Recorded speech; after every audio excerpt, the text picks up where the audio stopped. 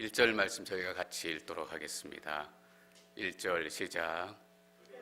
예루살렘 왕 아도니세덱이 여호수아가 아이를 점령하고 완전히 진멸시키되 여리고와 그 왕에게 한 것처럼 아이와 아이 왕에게 그렇게 한 것과 기브온 사람들이 이스라엘 조약을 맺고 그들 가운데 있다는 소식을 들었습니다. 첫 번째 여리고성을 점령한 이후에 여호수아와 이스라엘 군대는 첫 번째 실패를 경험합니다. 그런데 첫 번째 실패는 이스라엘과 여호수아에게 뼈아픈 상처와 흔적을 남깁니다. 36명의 군사들이 전쟁 가운데 죽기도 했고, 또 아간 40년 넘게 함께 지냈던 가족과 같은 이웃을 스스로의 손으로 돌로 쳐주게 하는 그런 뼈아픈 시간을 보냈습니다. 첫 번째 실수, 첫 번째 죄는 내부에서 시작이 됐다면 두 번째 실수는 외부로부터 찾아왔습니다. 기브온 사람들이 마른 빵을 가지고 또 해진 옷을 입고 이스라엘 백성들에게 찾아와서 화친을 요청합니다. 마른 빵을 가져오고 또 헤어진 옷을 입고 온 것은 멀리서 온 사람처럼 꾸미기 위해서였습니다. 왜냐하면 가나안 땅에 있는 사람들, 가까운 곳에 있는 사람들하고는 절대 화친이나 협정을 맺지 말고 모두 진멸시켜야 한다라는 하나님의 명령이 있으셨기 때문입니다. 그래서 기브온 사람들은 그 명령을 알고 있었기 때문에 근처에서 왔다라고 얘기하면 화친이 어려우니까 어떻게 살기는 살아야 되는데 멀리 있는 사람처럼 꾸며서 빵도 마른 빵, 또 떠난 게 오래된 것처럼 옷도 다 해진 옷을 입고 왔습니다. 그래서 이스라엘 백성들하고 화친을 맺게 되고 살아나게 됩니다. 기브온 사람들이 하나님의 말씀에 대해서 또 이스라엘에 대해서 너무나 잘 알고 있었습니다. 가까운 곳 사람들과 화친하지 않고 멀리 있는 사람들하고만 화친해야 된다라는 하나님의 명령을 잘 알고 있었습니다. 어떻게 보면 이스라엘 백성들 가운데서 그 명령을 잘 모르고 있었던 사람들이 있었을지도 모르겠습니다. 교회 밖에 있는 사람들이, 크리스찬들이 어떻게 살아야 되는지 훨씬 더 잘 압니다. 교회 다니시는 분들은 목사님이 가르쳐주지 않아서, 교회가 가르쳐주지 않았기 때문에 내가 어떻게 살아야 되는지 몰라요 라고 변명을 하시기도 하시지만, 교회 다니지 않는 분들이 오히려 교회 다니시는 분들을 보고 크리스찬이 그렇게 살면 안 되지, 빛과 소금처럼 살아야 하지, 이렇게 얘기할 때가 너무나 많습니다. 앵커리지 이렇게 여러분들은 이제 만나게 되는데, 교회에 대해서 정확히 얘기해 주는 분들은 교회 다니시지 않는 분들입니다. 그래서 교회 다니시는 분들한테 어떤 교회가 좋습니까? 얘기하면 그냥 본인 다니시는 교회가 좋습니다 라고 얘기하시는데, 교회 다니시지 않는 분한테 물어보면 앵커리지에서 정말 어떤 교회가 좋은지 딱 알 수 있습니다. 그래서 여러분들이 앵커리지에서 제일 좋은 교회가 궁금하시면 교회 다니지 않는 분들에게 여쭤보시면 될 것 같습니다. 어떤 의미냐 하면, 더 이상 우리가 모르기 때문에, 배우지 않았기 때문에 그렇게 살 수 없습니다 라는 변명은 통하지 않는다라는 것입니다. 교회 다니지 않고 말씀을 읽지 않았던 사람들도 크리스찬들이 어떻게 살아야 되는지 다 알고 있는 세대입니다. 그런데 우리가 어떻게 살아야 되는지, 말씀대로 살아야 되는지 모르겠습니다 라고 얘기하는 게 하루 이틀 일이지요. 우리는 분명히 어떻게 살아야 되는지 분명히 잘 알고 있습니다. 그러나 그렇게 살기 싫을 뿐입니다. 그래서 우리의 마음을 하나님께 솔직하게 내려놓는 그 과정들이 필요합니다. 오늘 예루살렘 왕 아도니세덱도 모든 있었던 일들을 정확히 잘 듣고 있습니다. 밖에 있는 사람들은, 교회에 있는 사람들이 어떻게 지내는지, 어떻게 기도하고 어떻게 예배하는지 너무나 잘 알고 있습니다. 뜨거운 마음으로 손을 들고 찬양하고 뜨거운 목소리로 소리 지르며 눈물로 막 기도하는 것도 다 알고 있습니다. 그런데 그들은 더 이상 크리스찬을 두려워하지 않습니다.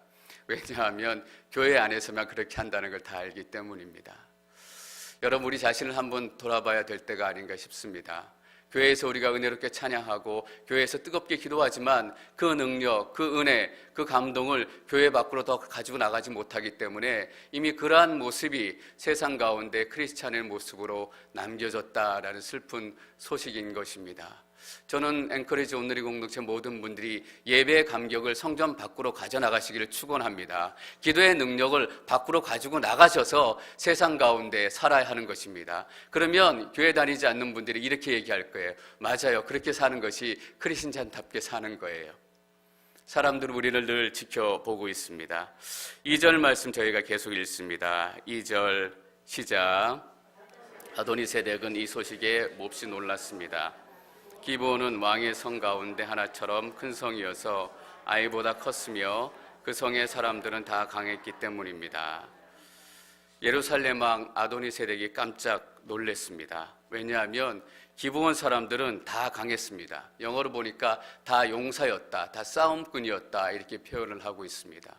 그냥 질 사람이 아닌데, 그냥 넘어갈 사람들이 아닌데 싸우지도 않고 그냥 투항했다는 게 믿어지지 않고 말도 안 되기 때문에 깜짝 놀랐다라는 것입니다. 여러분, 하나님 안에 있으면 말도 안 되는 사건들이 일어나기 시작합니다. 도저히 나올 수 없었던 사람들이, 도저히 치유되었을 수 없었던 관계들이 하나님 때문에 회복되어지고 도저히 상상할 수 없었던 일이 일어나는 것이 우리 신앙의 여정인 것입니다. 많은 기적들을 우리가 경험하게 되지만 정말 일어나지 말아야 될 일인데 일어나야 할 것이 이런 것입니다. 저분은 절대 교회 나오실 분이 아닌데 교회 나오셨다. 내가 절대 예수 믿을 사람이 아닌데 절대로 내 인생에는 교회 나가는 일이 없을 거라고 생각했는데 교회에 나오기 시작했다. 그런 일들이 일어나야 한다라는 거예요. 여러분, 리차드 도킨스라고 혹시 아시는지 모르겠습니다. 세계 최고의 무신론자입니다. 무신론자인데 최고라고 말을 붙이기가 그렇긴 한데 영국의 대학자입니다. 지금 생존해 계신데 종교는 바이러스와 같아서 사람들을 망치고 종교가 없었다면 이 땅이 더 평화롭고 더 좋은, 살기 좋은 시대가 됐을 것이다 라는 내용의 글들을 주로 쓰시는 분이십니다. 얼마나 무신론에 대한 그 믿음이 강하시냐 하면 올해 초에 좀 몸이 편찮은 적이 있으셨는데 그때 영국의 교회들이 그분을 위해서 기도해 주겠다라는 소식을 전했습니다. 그때 이분이 교회들에게 나를 위해서 기도할 필요가 없다, 나는 무신론자로 그냥 살겠다라고 항변을 했던 그런 분입니다. 근데 바로 며칠 전에 다시 한번 그분이 자신의 의지를 확고히 밝혔습니다. 나는 죽을 때까지 무신론자로 남겠다라는 거예요. 지금의 모습으로만 보면 그분의 삶 가운데 예수님 또 하나님이라는 단어가 가장 어울리지 않는 분일지도 모르겠습니다. 교회 다니고 예수 믿는다는 것이 절대로 일어날 수 없는 일처럼 느껴질지도 모릅니다. 그러나 하나님 때문에 저는 그분의 삶 가운데 인생의 마지막 끝자락 어디에서쯤에서 하나님의 역사가 나타나기를 기도하게 됩니다. 가장 예수 믿기 어려웠던 사람, 가장 교회에 멀리 있었던 사람이 하나님 안에서 회복되어지고 하나님 안에서 새로운 인생을 찾아가는 것, 그것이 우리 가운데 반드시 일어나야 하는 일입니다. 여러분, 우리도 신앙생활하면서 그런 벽들을 좀 깨야 되지 않겠습니까? 내 인생 가운데 절대 새벽 기도란 없다. 이런 벽들이 좀 깨어졌으면 좋겠습니다. 이렇게 얘기하시는 분들이 계세요. 나는 새벽 기도 체질이 아닙니다. 여러분, 성경에는 새벽기도 체질이 따로 있다라고 얘기하는 구절이 없습니다. 한의학에도 4가지 체질밖에 없어요. 태양인 태음인, 소양인 소음인. 한의학에도 새벽기도 체질이 따로 있지 않아요. 여러분, 새벽기도를 그냥 나오시면 됩니다. 요즘에 하영조 목사님 추모하면서 일주일 동안 특별 새벽기도를 하고 있는데 그 벽을 넘지 못하시는 분이 너무나 많더라고요. 그냥 기존에 나오시는 분들만 나오시고 기도하시는 분들만 기도하시고 여전히 새벽기도 체질이 아니라고 생각하시는 분들은 새벽기도 체질이 아닌 걸로 남아있어서 제가 너무너무 안타까운 마음이 듭니다. 여러분, 저도 목회하면서 좀 신나게 목회해야 되지 않겠습니까? 여러분들의 벽이 깨어지고 여러분들의 삶 가운데서 도저히 일어날 수 없었던 그런 일들이 일어나는 것을 우리가 함께 보는 것이 얼마나 믿음의 동역자 가운데 함께 신앙생활하는 가운데 큰 힘이 되고 격려가 되는지도 모르겠습니다. 여러분, 단순히 새벽기도의 문제뿐만 아니라 여러분 삶 가운데 무너질 수 없었던, 절대로 일어날 수 없었던 그런 일들이 하나님 때문에 계속적으로 일어나기를 축원합니다. 그래야 신앙생활하는 맛 나잖아요. 그래야 기도하는 맛 나고, 그전엔 제대로 기도하지도 못했는데 이제 기도하기 시작하니까 하나님의 능력과 하나님의 음성과 하나님의 놀라운 역사를 경험하게 되고, 야, 이제는 기도할 만하다, 기도하는 게 이런 거구나, 신나서 기도하게 되고. 여러분, 그래야 신앙생활이 재밌잖아요. 맨날 신앙생활하면서 기도한다고 하면서 그냥 쭈구리하게 이렇게 살 수는 없잖아요. 이 땅의 사람들에게 예수 믿는 사람의 삶이 어떤 것인지, 예수 믿는 사람들의 능력이 어떤 것인지 우리가 당당하게 보여주어야 한다라는 것입니다. 기브온 사람들이 투항한 게 아도니세덱에게는 이러한 일이었어요. 도저히 일어날 수 없는 일들이 그 사람들 가운데 일어났다라는 거예요. 그래서 아도니세덱은 연합군을 모읍니다. 예루살렘 왕이었는데 헤브론 왕 또 여러 5도시를 모아서 같이 치자라고 전가를 보내기 시작합니다. 3절과 4절 말씀 저희가 함께 읽습니다. 3절과 4절 시작.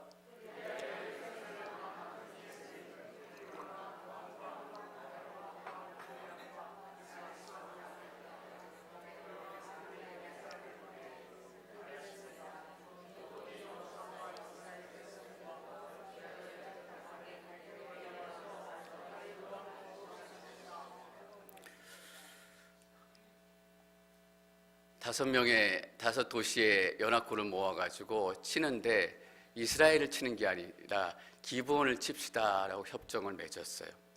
차라리 이스라엘을 치면 이스라엘의 마음은 편했을지도 모르겠어요. 왜냐하면 자기들을 공격해 오니까 그냥 받아서 어쨌든 간에 공격을 해야 되잖아요. 근데 기브온을 치는 거예요. 여러분, 그래서 이스라엘은 고민이 생기기 시작했을 거예요. 기브온을 치는데 여러분, 기브온은 속아서 자기네 공동체 안에 들어온 사람이에요. 그래서 이스라엘 사람들이 여호수아 리더에게 얘기해요. 너희들 왜 급하게 협정을 맺어가지고 이렇게 우리를 어려운 가운데 빠지고 속아서 하나님께서 협정을 맺지 말라고 그랬는데 기브온 족속과 화친 조약을 맺게 됐느냐라고 여호수아와 리더들에게 항변하고 또 항의해요. 그때 상황을 성경은 어떻게 기록하고 있냐면 여호수아와 리더들이 하나님께 묻지 않았다라고 기록을 하고 있어요. 그렇게 어려움을 주었던 기브온인데 어떻게 보면 찬스잖아요. 그냥 5 나라의 연합군에게 그냥 망해지면 자기들이 손으로 그냥 처리할 수 없는 그런 일들을 대신 처리해주고 빠져나갈 수 있는 거잖아요. 근데 이스라엘 백성들과 여호수아는 고민하기 시작했어요. 왜냐하면 기브온 백성들이 이미 어찌어찌 해서든지 하나님의 공동체 안으로 들어왔기 때문이에요. 이전의 삶의 모습을 기억하지 않고 이전의 행동들을 기억하지 않고 이제 하나님의 공동체 안으로 들어왔기 때문에 그들의 모습이 추하고 연약할지라도 한 백성으로, 한 공동체의 백성으로 지켜내야 되겠다 마음이 그 백성들 안에 들기 시작했다라는 거예요. 여러분, 우리 교회 안에 많은 분들이 오세요. 어떤 분들 우리가 맞이하고 싶은 분들도 계시지만 어떤 분들은 불편하기 때문에 멀리하고 싶은 분들도 사실 있어요. 그분들을 우리가 감당할 수 없어서 저분 그냥 조용히 계시다 가셨으면 좋겠다라는 마음이 들 때가 있을지도 모르겠어요. 여러분, 오늘 우리 이스라엘과 여호수아 공동체에서 첫 번째 배워야 될 점이 바로 이거예요. 속여서 들어왔지만 이왕 공동체 안에 들어왔기 때문에 우리의 백성 구원의 공동체 안에 있다라고 생각을 하고 모든 이스라엘 백성들과 여호수아가 구원하기로 선택을 한 거예요. 여러분, 감당하기 어려운 분이 오시잖아요. 그러면 감당하기 어려운 분이 아니라 감당하기 어려운 앵커리지 온누리 교회 교인인 거예요. 고집센 분이 오시잖아요. 고집센 분이 아니라 고집센 앵커리지 온누리 교회 교인인 거예요. 어떤 분이 오시든 간에 하나님께서 우리 가운데, 우리 공동체 가운데 허락해 주셨다면 거기에는 마땅한 이유가 있고 여호수아와 이스라엘 백성들처럼 우리 앵커리지 온누리 교회 공동체가 변호해 주고 지켜주고 보호해 주어야 된다라는 거예요. 그래야 공동체다라는 거예요. 여러분, 이스라엘과 여호수아가 지금 어떤 상황이 있는지 한번 생각해 보셨어요? 첫 번째 실수를 했을 때 36명이 죽고 아간이 죽었어요. 이제 기브온에게 쏘아서 하나님께서 하지 말라는 가나안 백성들과 화친을 맺었잖아요. 두 번째 실수를 한 거예요. 첫 번째 실수, 모르고 지은 그런 죄에도 그렇게 엄한 벌을 내렸는데 우리의 리더들이 다 알고 속은 이만한 일에 하나님께서 얼마나 큰 벌을 내리실까라고 두려운 마음에 처해 있었을지도 모르겠어요. 그런데 이스라엘 백성들은 그 두려움 가운데서도 함께 하나님 나라에 들어온 백성들을 지키기로 선택했다라는 거예요. 저는 왜 하나님께서 첫 번째 죄는 엄하게 다루셨는데 어떻게 보면 더 큰 죄라고 할 수 있는 두 번째 죄는 하나님께서 심판하지 않으셨을까라는 생각을 해요. 그들 마음 가운데 같은 공동체를 향한 사랑의 마음을 하나님께서 보신 것 같아요. 그래서 하나님께서 그들 가운데 즉각적으로 심판하지 않고 그들에게 할 일들을 남겨두신 거예요. 6절, 7절 말씀 저희가 함께 읽도록 하겠습니다. 6절과 7절 시작. 사람들을 길간 진영에 있는 여호수아에게 사람을 보내 말하기를 주의 종들을 그냥 버려두지 마시고 급히 우리에게 올라와 구원하고 도와주십시오. 산지에 거하는 아모리 사람의 모든 왕들이 우리를 치기 위해 모였습니다.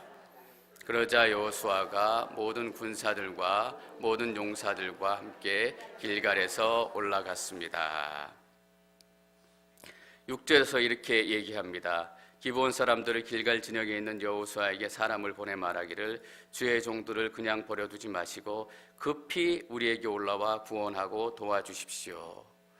기브온 백성들은 몹시 급한 상황이에요. 생각지도 않았던 일이 벌어졌어요. 여호수아와 이스라엘 백성들에게는 또 어떤 의미냐 하면 준비되지 않은 상황이었다라는 거예요. 전쟁을 할 준비가 되지 않았고 앞으로 어느 도시를 점령하고 어떻게 전쟁을 수행해 나갈까 계획을 짜는 중에 있었고 또 기브온 부족들에게 속아서 화친을 맺었기 때문에 하나님께서 어떻게 형벌하실까 특별히 여호수아와 리더십은 굉장히 불안한 마음 가운데 있었던 거예요. 그런데 급히 와달라고 소식이 전해졌어요. 여러분, 여호수아와 이스라엘 백성들 특히 리더십은 급히 움직이지 않았을 거예요. 왜냐하면 이전 사건에서 너희가 기도도 하지 않고 급히 화친을 맺었기 때문에 백성들의 책망을 듣고 있었기 때문이에요. 여러분, 영적 리더십이 제일 듣기 싫은 소리가 뭔지 아세요? 목사님 기도하지 않고 그거 하셨어요? 라고 하는 말이에요. 여호수아가 영적인 리더였기 때문에 기도하지 않고 그거 했어요? 급히 했어요? 라고 하는 말이 너무너무 부담되고 너무너무 듣기 싫었을 거예요. 그런데 급히 와달라고 얘기한 거예요. 기브온의 충격이 아직 가시지 않은 상황에서 어떤 선택을 해야 됐을까? 좀 더 지체하고 싶고 이런 얘기를 하고 싶었을지도 모르겠어요. 내가 며칠 기도해보고 대답해 줄게. 꼭 평소에 기도하지 않는 분들께서 뭐 부탁하면 그렇게 얘기하시더라고요. 기도해보고 대답해 드리겠습니다. 아마 솔직한 마음으로는 그렇게 하고 싶었을지 모르겠어요. 그러나 여호수아와 이스라엘 백성들이 결단을 내리는 거예요. 8절 말씀 저희가 함께 읽습니다. 8절 시작.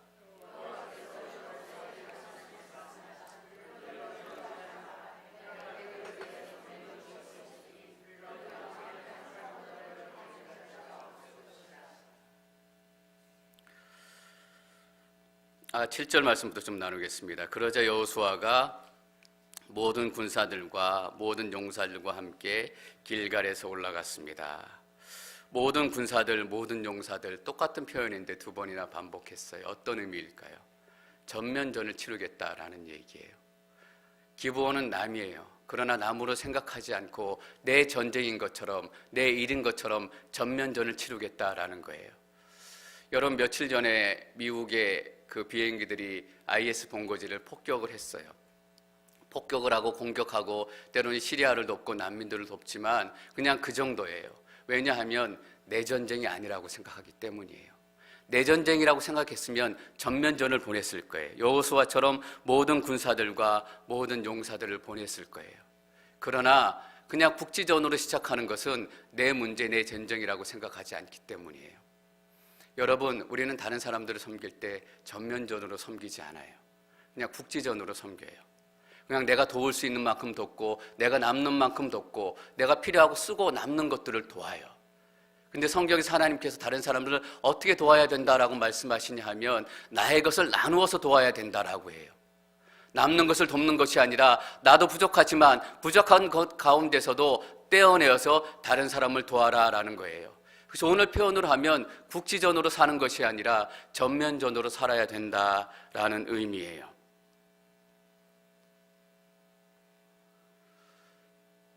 이런 분 봤어요. 다른 사람들 이렇게 돕는데 돈을 빌려달라고 하니까 급한 상황에서 돈을 빌려줘야 되는데 내가 빌려줄 돈이 없으니까 빌려서 그분에게 빌려주는 분 봤어요. 여러분, 돈 빌려서도 빌려준다라는 것이 좋다라는 의미가 아니에요. 물론 조심해야 되지만 그분의 제 마음을 얘기하고 싶은 거예요. 다른 사람이 돈을 빌려달라고 했는데 내가 빌려서 빌려줄 만큼 그 사람의 일이 다른 사람의 일이 아니라 내 일이었다라는 거예요. 물론 그분이 빌린 돈으로 빌려줬을 때 그런 마음을 가진 걸 알았어요. 그냥 저 사람이 떼어 먹으면 할 수 없지 이런 마음으로 빌려주시더라고요. 이런 마음이어야 한다라는 거예요. 그냥 내 것을 챙기고 내 것을 가리고 내 것을 숨기고 이렇게 돕는 것이 아니라 나의 가장 필요한 부분을 내어놓아서 나의 일처럼 도와야 된다라는 거예요.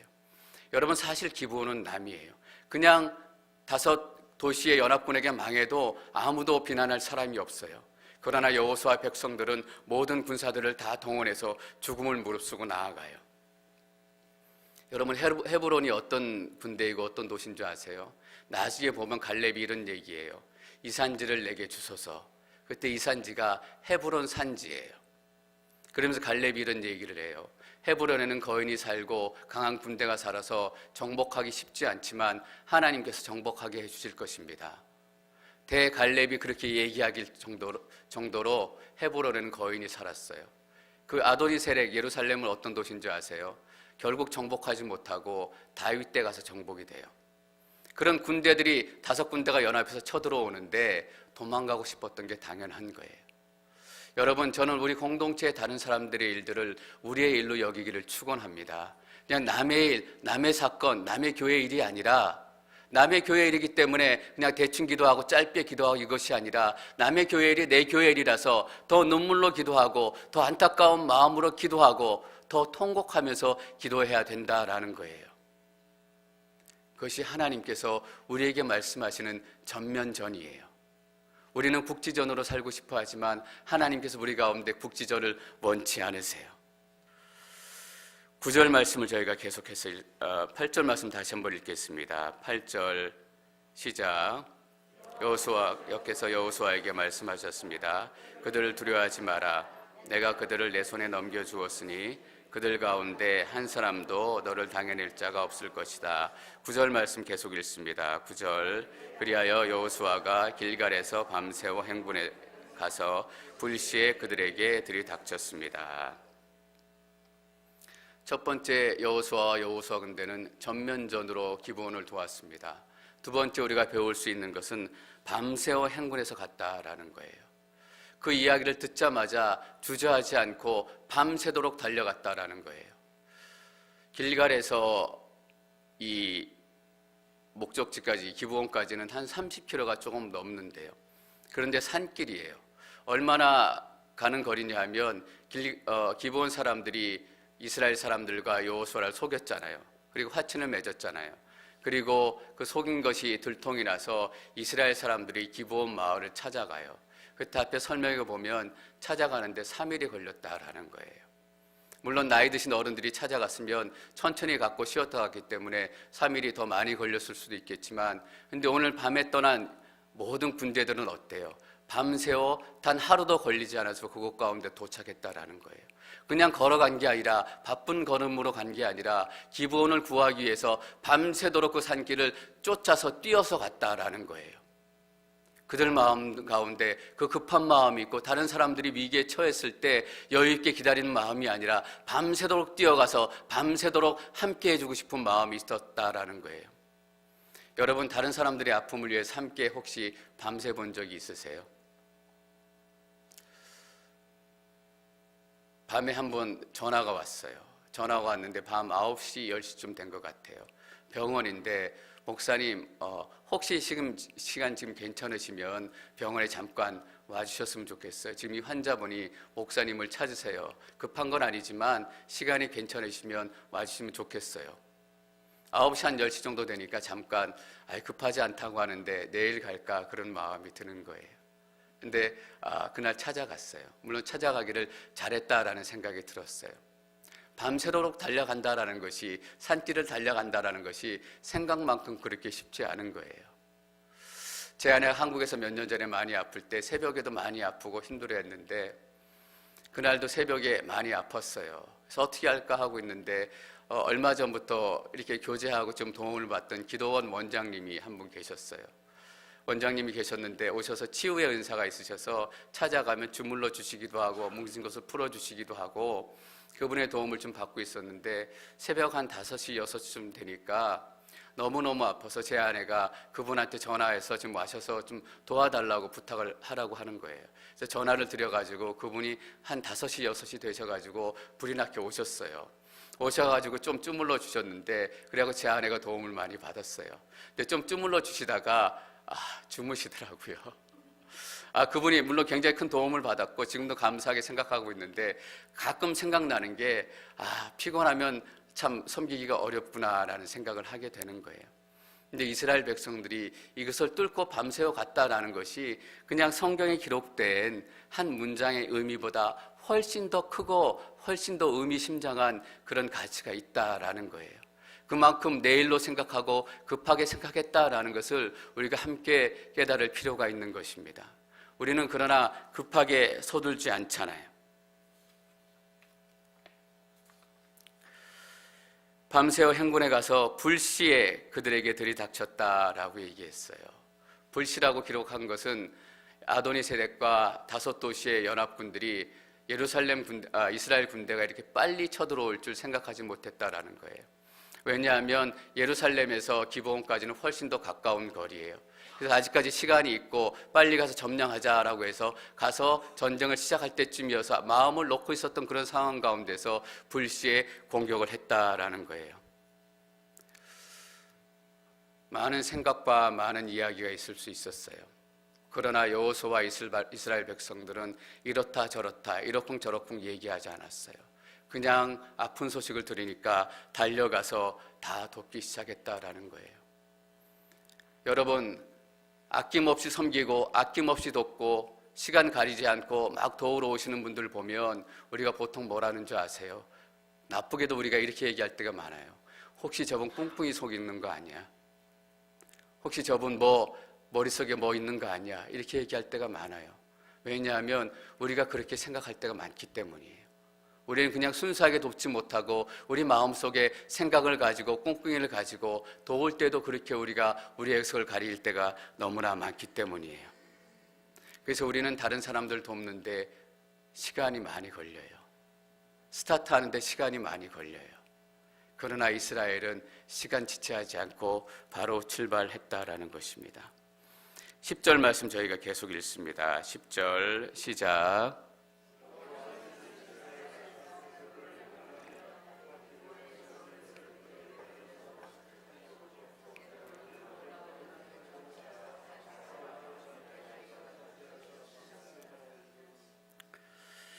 이스라엘 앞에서 그들이 혼란에 빠져서 이미 그들이 패잔병으로 다 도망가고 있어요. 근데 이스라엘과 여호수아가 군대가 어떻게 했냐면 올라가기는 길을 쫓아 아세가와 막게다까지 계속해서 쫓아갔어요. 한 20-30km 거리는 쫓아간 것 같아요. 여러분, 우리는 좀 도와서 조금 괜찮아지면 돕다 말아요. 끝까지 돕는 게 정말 어려워요. 여러분, 이스라엘 백성들이 끝까지 쫓아간 거예요. 원래 구해달라고 얘기했기 때문에 그 5도시의 연합군에서 구해지면 이스라엘과 여호수아의 책임은 다 돼요.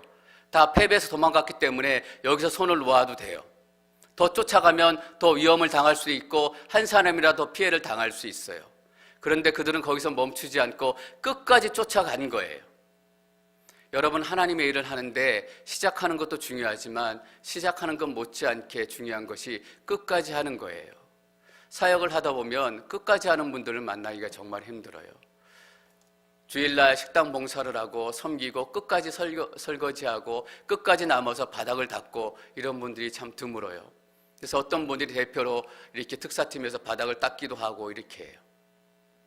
이번에 BBS하고 유스 컨퍼런스 하는데 많은 분들이 나와서 도와주시고 밥도 해주시고 여러 가지로 섬겨주셨어요. 다 섬겨주시고 컨퍼런스까지 다 은혜롭게 잘 끝나고 모든 것이 다 정리되고 대부분의 분들이 수고하셨습니다, 수고하셨습니다 하고 많이 돌아가셨어요. 근데 다 돌아가시는 와중에 몇 분들이 남아서 끝까지 정리하셨어야 했어요. 근데 끝까지 정리하시는 그 모습을 보니까 남은 일들이 훨씬 더 많은 거예요. 보이지 않고 잠겨져 있는 일들이 훨씬 더 많은 거예요. 제가 그때 느끼게 되는 것은 끝까지 남아서 끝까지 섬겨주시는 분들이 조금 더 있으면 좋겠다. 끝까지 마지막까지 책상을 정리해주고 음식 포장해서 남은 것도 정리해주고 나눠주고 그릇도 정리하고 있는 자리에 놓아두고 끝까지 정리하시는 분들이 많은 분들이 와서 도와주셨는데 마지막에 남아서 정리하시는 한 3-4분께서 끝까지 애를 쓰셨어요. 참 감사하고 고맙더라고요. 끝까지 돕는다라는 것, 끝까지 쫓아간다라는 것이 너무너무 쉽지 않은 거예요. 제가 12절 말씀 함께 읽어볼 거예요. 12절 시작. 여호와께서 아모리 사람을 이스라엘에게 넘겨주신 그날에 여호수아는 이스라엘이 보는 앞에서 여호와께 말했습니다. 오 해야 기브온에 그대로 멈춰 있어라. 오 달아 아얄론 골짜기에 그대로 멈춰 있어라. 해가 멈춰 있어라라고 여호수아가 선포해요. 하나님 주신 담대함이 있으니까 해보러 멈춰 있어라라고 담대하게 선포해요. 많은 사람들이 어떻게 해가 중천에 멈춰 있을까라고 질문들을 많이 해요. 여러분, 우리는 앵커리지 살기 때문에 따로 설명이 없어도 이게 어떤 의미인지 알아요. 해가 중천에 멈춰 있어서 해가 지지 않는 것, 그래서 24시간 백야잖아요. 다른 곳에 사는 분들은 이 백야가 어떤 의미인지 몰라요. 근데 저희는 이 글을 읽고 이 대목을 읽고 이것이 어떤 의미인지 너무너무 잘 알아요. 해가 질 시점이 됐기 때문에 더 전쟁을 해야 되고 더 적군을 무찌르고 끝까지 쫓아가야 되는데, 해가 지고 어두워지면 쫓아갈 수 없기 때문에 해야 지지 말고 계속 낮이 되어다오라는 얘기예요. 여러분, 이스라엘 백성들이 30km를 넘는 거리를 산길을 따라서 밤새도록 쫓아왔어요. 그리고 계속 싸웠어요. 얼마나 피곤하고 힘이 들었겠어요. 근데 여호수아가 해야 멈추어 다오라고 얘기해요. 왜냐하면 이제 곧 해가 질 것 같기 때문이에요. 밤새도록 쫓아와가지고 해가 질 것 같은 그 상황까지 계속 싸우고 있는 거예요. 여러분, 얼마나 지치고 피곤했겠어요. 그런데 해야 지지 말아다오라고 얘기하는 거예요. 끝까지 이 전쟁을, 이 일들을 다 끝내기 전까지는 우리의 몸의 피곤함도, 우리의 몸의 아픔도 개의치 않고 이 기본 사람들을 살리기 위해서 끝까지 돕고 끝까지 전쟁을 끝내겠다라는 거예요. 여러분, 이게 말처럼 쉽지 않은 걸 너무나 잘 알잖아요. 조금 힘들고 지치면 우리는 좀 쉬고 싶어 해요. 밤새도록 산길을 쫓아와가지고 산길을 또 쫓아가는 거예요. 30km를. 해가 질 때까지 얼마나 힘들고 지쳤겠어요. 싸우는 중에 밥이나 제대로 먹었겠어요. 다들 쉬고 싶었을 거예요. 이 해야 지지 말아다오 명령했던 여호수아뿐만 대단한 것이 아니라 거기에 맞춰서 계속해서 싸운 이스라엘 백성들도 대단한 거예요. 하나님께서 우리 가운데 놀라운 일들을 시작하세요. 놀라운 역사가 우리 가운데 나타나세요. 그래서 우리가 하나님의 일들을 감당하고 하나님의 사역들을 감당해요. 여러분, 물론 시작된 것도 참 중요해요. 저는 하나님의 역사가 분명히 우리 가운데 시작됐다라는 것을 봐요. 그러나 더 중요한 것은 우리가 끝까지 그것들을 감당해 나가야 하는 거예요. 하나님의 나라가 이 땅까지 이루고 하나님의 복음이 편만하게 전해질 때까지 우리가 끝까지 하나님의 사역을 감당해야 되는 거예요. 하나님의 사명과 사역은 잠깐 주어지고 사라지는 것이 아니라 앵커리지 온누리 교회가 이 땅 가운데 사라지지 않는 그 시간까지, 우리의 삶이 이 땅의 호흡이 마무리되는 그 시간까지 계속적으로 우리가 끝내야 되는, 가야 되는 그런 길인 거예요. 이스라엘 백성들이 끝까지 하나님의 사명을 감당하고 기브온 백성들을 위해서 목숨을 걸고 싸웠다라는 것이 얼마나 감동스러운 일인지 모르겠어요. 근데 여러분, 이스라엘 백성들이 이렇게 큰 싸움을 나오고 계속적으로 싸워나갈 때 붙들고 간 말씀이 하나 있었어요. 저희가 8절 말씀 함께 읽습니다. 8절 시작. 여호와께서 여호수아에게 말씀하셨습니다. 그들을 두려워하지 마라. 내가 그들을 내 손에 넘겨주었으니 그들 가운데 한 사람도 너를 당해낼 자가 없을 것이다. 우리 벌써 여호수아에서 몇 번이나 듣고 읽은 말씀이에요. 그들을 두려워하지 마라. 내가 그들을 내 손에 넘겨주었으니 그들 가운데 한 사람도 너를 당해낼 자가 없을 것이다. 우리는 똑같은 반복의 이야기이기 때문에 똑같은 구절과 똑같은 말씀을 읽으면서 사실 별로 감동이 없어요.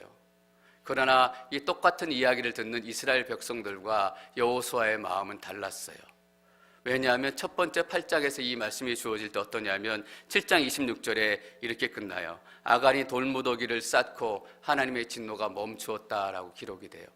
하나님의 진노가 멈추고 나서 8장 1절에 하나님께서 여호수아와 이스라엘 백성들에게 이렇게 말씀하세요. 두려워하지 마라. 낙심도 하지 마라.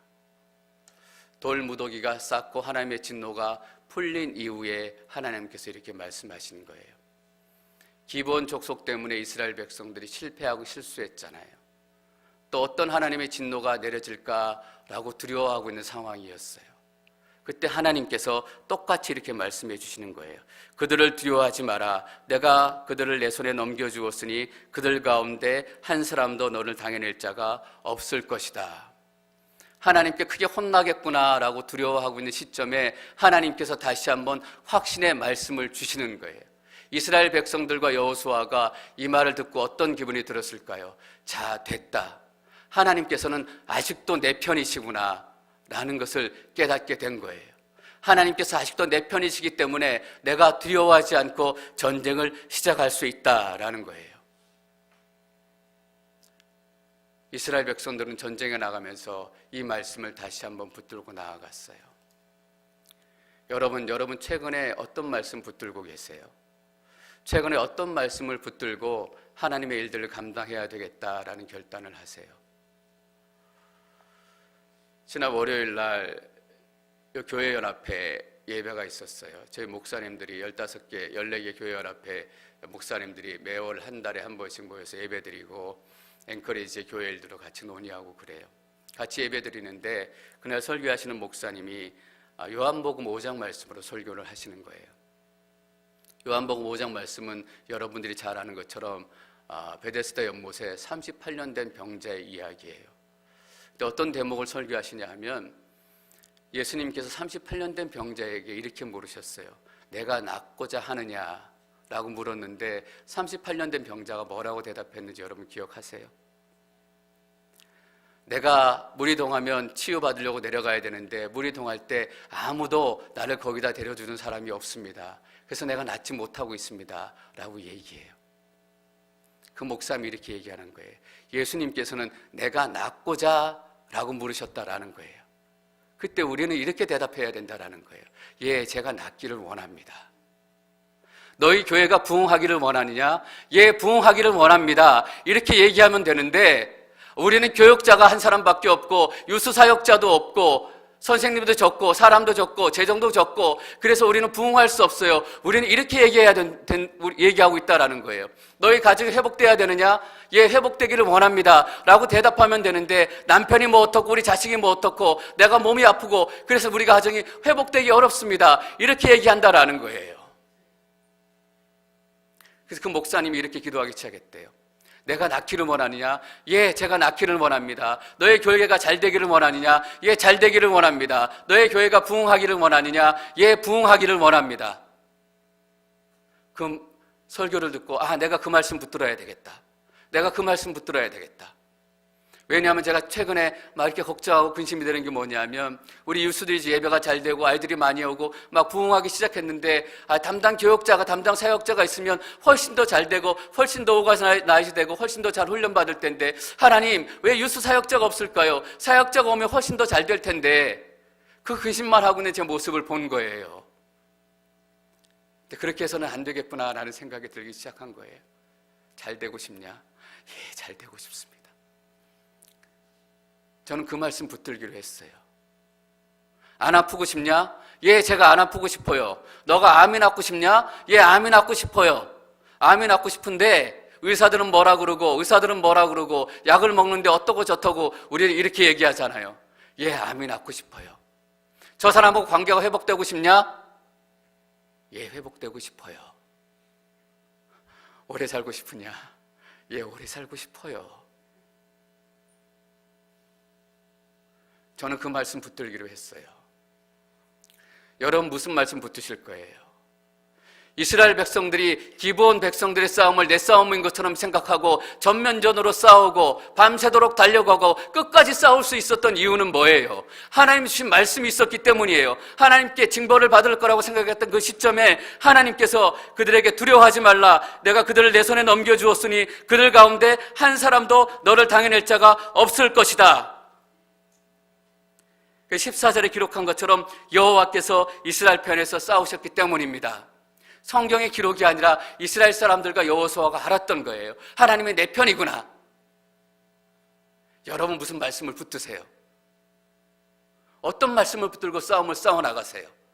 그냥 몸으로 막 싸우시잖아요. 육탄적으로는 안 싸우겠습니다. 여러분 육탄적으로 싸워져요. 나는 자존심이 세니까 절대로 안 무너집니다. 내 자존심이 나를 지켜주지 않잖아요. 하나님의 말씀만이 우리를 지켜줄 수 있는 거예요. 여러분 하나님의 말씀을 붙드셔야 해요. 여러분이 지금 어려움과 환난과 곤란 가운데 있다면 더 중요한 거예요. 하나님의 말씀을 붙들지 않으면 우리는 끝까지 싸워 나갈 수가 없어요. 왜냐하면 밤새도록 달려왔기 때문에, 그 고난의 시간을 보내왔기 때문에 지쳐서 이제 더 가기 어려운 거예요.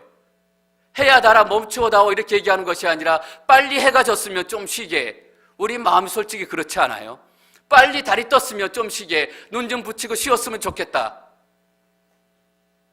왜 그런지 아세요? 하나님의 능력이 없기 때문이 아니라 우리가 하나님의 약속의 말씀을 진정으로 붙들지 못하고 있기 때문이에요.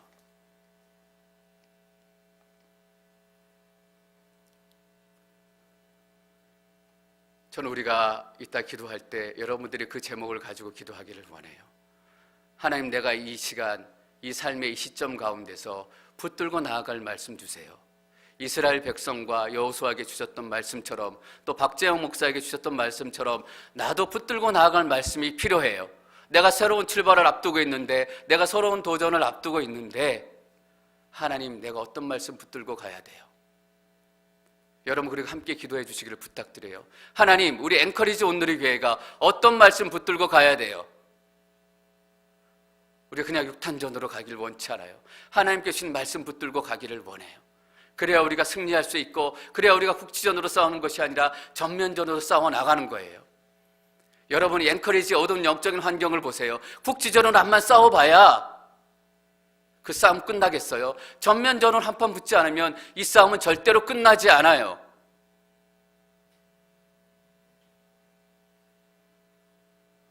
우리가 함께 이 세의 청년들을 위해서 기도해야 되고, 함께 이 앵커리지의 청년들과 젊은이들, 그리고 믿지 않는 영혼들을 위해서 기도해야 돼요. 오늘 새벽 예배 때 하 목사님 광야의 축복 시리즈의 제목이 이거였어요. 중보 기도의 축복이에요. 우리가 혼자도 기도하지만 같이 기도하고 중보 기도하는 거예요. 그게 뭐예요? 전면전이다라는 거예요. 여러분, 집에서 혼자도 싸우시지만 우리가 함께 싸워야 하잖아요. 새벽 예배 나오셔서 함께 기도하시고, 중보 기도 자리에 나오셔서 함께 기도하시고, 함께 말씀 읽고, 함께 말씀 찾아가고.